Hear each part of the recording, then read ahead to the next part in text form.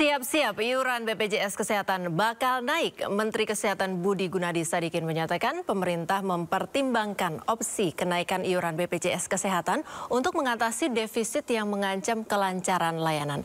Apakah wacana kenaikan iuran BPJS Kesehatan akan sejalan dengan peningkatan fasilitas dan layanan? Dan mengapa beban defisit BPJS Kesehatan harus dilempar ke pundak konsumen? Kita akan membahasnya lebih dalam bersama Deputi Direksi Bidang Komunikasi Organisasi BPJS Kesehatan Bapak Irfan Humaydi dan juga Ketua Pengurus Harian YLKI Bapak Tulus Abadi. Selamat sore Pak Irfan, Pak Tulus. Iya, selamat sore. Ya, Pak, saya ke Pak Irfan dulu. Pak Irfan, ini di Rut BPJS Kesehatan menyebut mengalami defisit. Apa sebenarnya penyebabnya, Pak?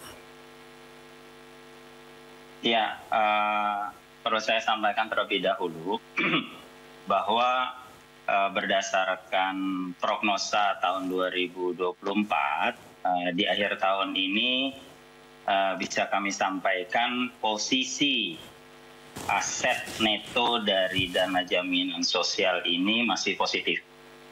Bisa lebih dari 30 triliun, bahkan kalau optimis bisa sampai 40 triliun. Sehingga secara keuangan baik 2024 bahkan 2025 BPJS Kesehatan dapat masih memberi pembayaran kepada Vaskes untuk melayani peserta JKN. Nah, tadi juga sudah diungkapkan di awal dari rekaman baik itu dari Direktur Perencanaan maupun lainnya bahwa program JKN ini khususnya setelah COVID itu pemanfaatan makin tinggi. Bahkan tahun 2023 rata-rata pemanfaatan sehari itu 1,7 pemanfaatan, 1,7 juta pemanfaatan. Nah, ini sebenarnya ada dua sisi. Satu sisi ini menjadi kabar baik dalam arti masyarakat itu sudah banyak mengakses, mendapatkan manfaat dari program JKN ini. Dan ini memang hak daripada masyarakat, peserta JKN yang aktif. Namun di sisi lain memang konsekuensinya itu terhadap biaya. Jadi biaya jaminan kesehatan di tahun 2023 penambahannya saja itu sekitar 45 triliun. Itu di tahun 2023. Bagaimana 2024? 2024 ini tentu juga perkiraannya penambahan pemanfaatan itu cukup tinggi. Tadi sudah disampaikan, dari Pak Direktur Perencanaan pada acara di Bappenas, satu terkait dengan akses yang makin terbuka. Jadi di awal-awal itu nggak sampai 2.000 rumah sakit yang kerjasama. Sekarang sampai 3.100 lebih. Vaskes tingkat perlanjutan juga sekarang lebih dari 23.000. Artinya akses makin terbuka. Dengan akses makin terbuka, peserta makin banyak, peserta makin aware dan makin mengetahui manfaat dari program JKN ini, maka makin banyak pemanfaatan dan itu tidak bisa dihentikan. Artinya itu sebagai wujud kehadiran negara dalam program ini. Nah, memang konsekuensinya di biaya tersebut sehingga memang biayanya cukup besar, apalagi setelah COVID ini bukan hanya rebound, tapi jauh peningkatannya lebih daripada sebelum COVID, Mbak. Gitu. Baik, kalau begitu apakah BPJS Kesehatan masih menjamin lancar bayar rumah sakit meski keadaannya defisit, Pak Irfan? Tadi saya sampaikan bahwa sampai dengan akhir tahun 2024 saja itu aset netonya dana jaminan sosial itu lebih dari 30 triliun. Itu yang moderat, bahkan optimis bisa 40 triliun. Kalau cash flow-nya lebih dari itu, bisa 50 lebih. Sehingga masih dapat membayar klaim Vaskes, baik itu tingkat pertama maupun tingkat lanjutan. Gitu. Baik, saya ke Pak Tulus. Mungkin Pak Tulus ini sampai tahun depan, kalau tidak salah tadi informasinya masih aman begitu BPJS. Tapi kalau seandainya nantinya keadaan menjadi tidak aman, kemudian terpaksa dilakukan iuran peserta BPJS ini dinaikkan, bagaimana Bapak?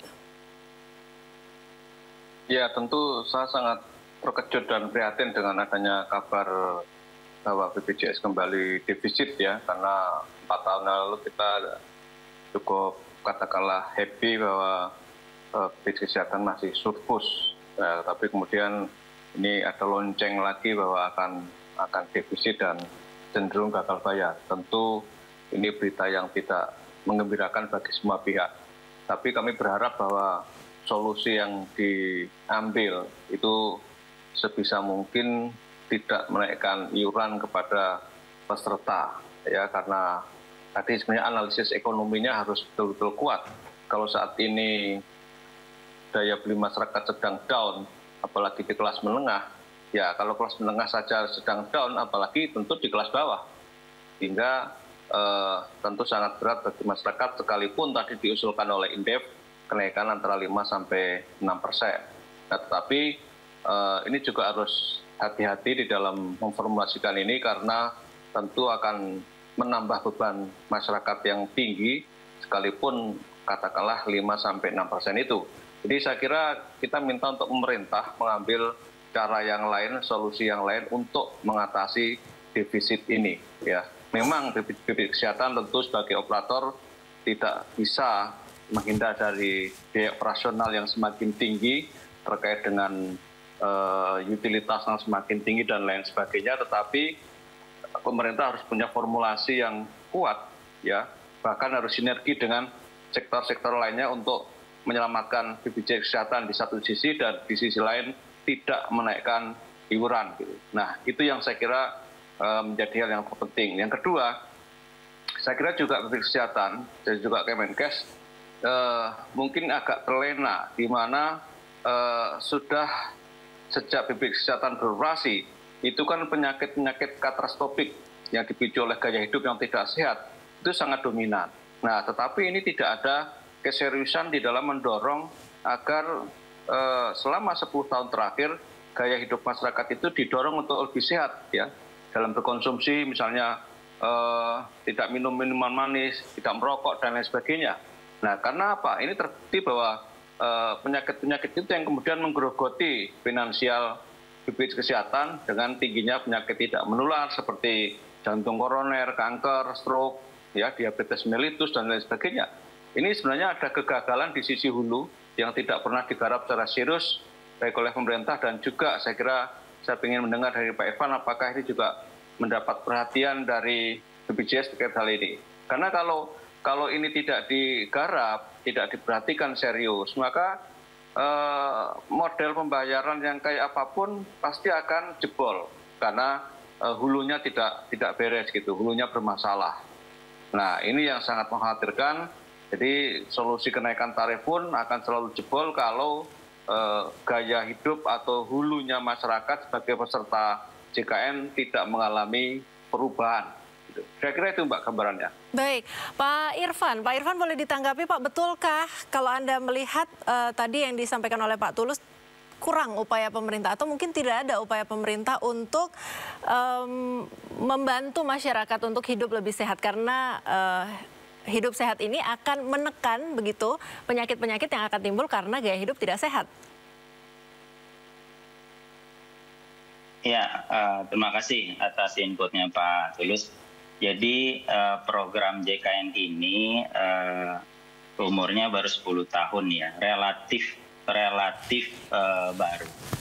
Nah, pesertanya itu pertama itu sekitar 130-an juta, sekarang sudah 277.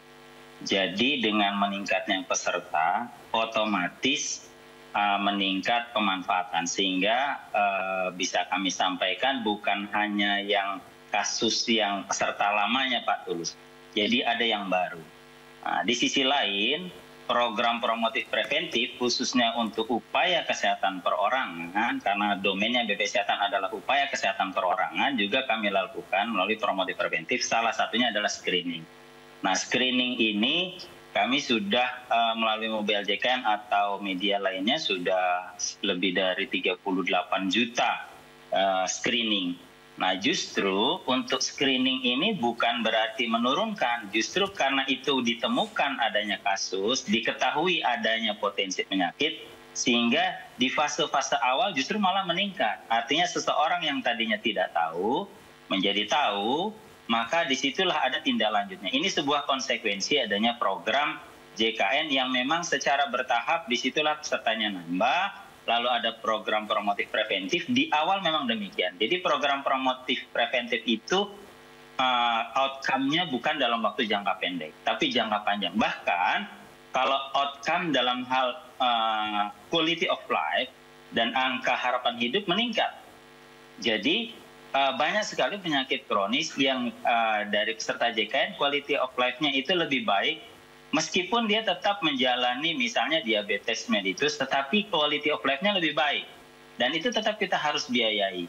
Tidak bisa kita stop. Dan kalau orang sudah penyakit kronis, maka dia akan long life gitu ya, apalagi cuci darah. Nah itu harus kita biayai. Jadi bukan berarti setelah program promotif preventif dalam waktu dekat, itu langsung ada outcome-nya. Outcome itu dalam jangka panjang. Jadi dari kami sampaikan bahwa kami juga melakukan upaya bukan hanya untuk kuratif, tapi promotif preventif, khususnya di upaya kesehatan per orang. Jadi ada alokasinya untuk itu. Tapi lagi-lagi memang pemanfaatan ini bukan hanya peserta lama, tapi makin banyak peserta yang mengetahui, lalu juga makin banyak juga akses dari fasilitas kesehatan, sehingga itulah dapat dipergunakan oleh warga. Tadi kami sampaikan ada dua sisi mata uang. Sisi lain adalah kesempatan ini adalah kehadiran negara bagi warganya untuk bisa akses layanan kesehatan. Tapi konsekuensi di sisi lainnya memang biaya. Tapi memang kita akan terus berproses untuk tetap menjaga sustainabilitas program ini agar yang belum sakit itu agar tidak jatuh sakit, dan yang sudah sakit tidak sampai kepada stadium yang lebih tinggi. Begitu. Baik, mau ditanggapi Pak Tulus penjelasan dari Pak Irfan tadi barusan?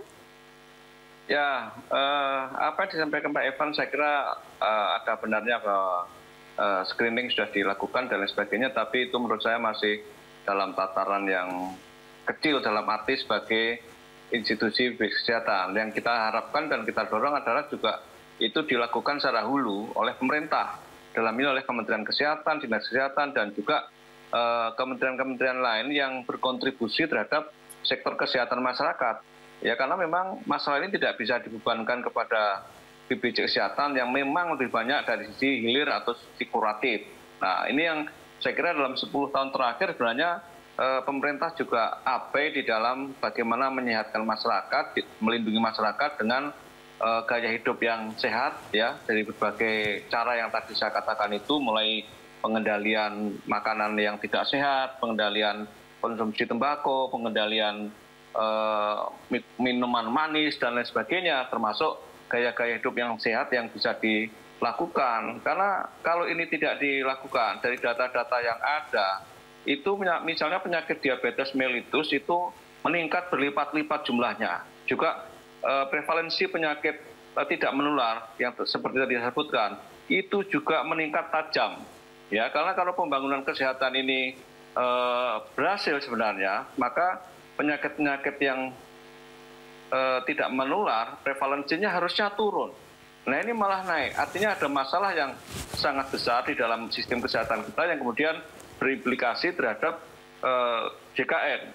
Nah, ini sebenarnya harus ada sinergitas kebijakan yang betul-betul bisa menyelamatkan, sehingga bukan hanya BPJS Kesehatan yang tidak defisit, tetapi juga cita-cita untuk mewujudkan Indonesia emas ke depan atau bonus demografi itu bisa tercapai. Tapi kalau kondisinya begini, ini sebenarnya cerminan di mana sistem kesehatan yang selama ini digulirkan itu tidak berhasil, dan kemudian implikasinya adalah kepada sistem kesehatan, dan secara finansial adalah leadingnya JKN dalam wilayah BPJS Kesehatan. Baik. Dan kedua, yang saya juga ingin dorong, kalau memang nanti pemerintah tidak bisa tetap sebisa mungkin tidak ada kenaikan iuran di dalam hal ini, sehingga pemerintah nanti bisa mensimulasi terhadap kebijakan-kebijakan yang lain, misalnya subsidi energi yang sangat besar, yang juga mencapai ratusan triliun dalam setiap tahun, itu bisa dimigrasikan untuk menyelamatkan sektor finansial dari sistem BPJS Kesehatan ini, sehingga tidak perlu ada kenaikan iuran sehingga pos-pos di subsidi energi bisa dimigrasikan untuk memasok finansial kepada JKN yang tentu jauh lebih baik dibanding subsidi energi. Baik, perlu ada sinergitas kebijakan agar BPJS aman, masyarakat juga nyaman. Terima kasih Bapak Tulus dari LKI dan Bapak Irfan dari BPJS Kesehatan sudah bergabung bersama kami di Sindo sore hari ini. Salam sehat, selamat beraktivitas kembali. Salam sehat.